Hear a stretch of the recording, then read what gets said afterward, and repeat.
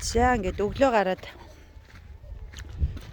арай ирсэн чинь ингээд Шүтэнгийн маань гэр шатцсан байна. Тэгэд өглөө бол нь би 10 цагт сайхан амраад гарсан. Тэгээд сая ингээд 7 цагаас хойш манад гал гараад ингээ юу ичих юм хамаг хөрөнгө маань сүтлээ гэж.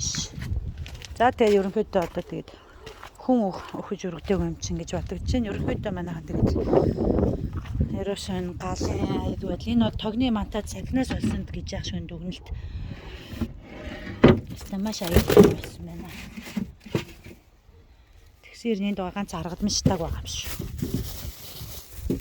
За ингээд гад гэж юм аядтай өрсөн. Ингээд нэг хэдхэн минутын дотроо ингээд байхгүй. Харин тэгээд сая онцгой байдал ирж ээж манай Сэдэн аймгийн онцгой байдлын алба маань ирж ямартай ч гэсэн яг бүрэн бүтэн гадаад гадна одоо сайхан өстэй их би маань одоо аварсан байна. Тэгээд онцгой байдлын албатай Сэдэн аймгийнхаа яартаас арга хэмжээ авсанд баярлалаа.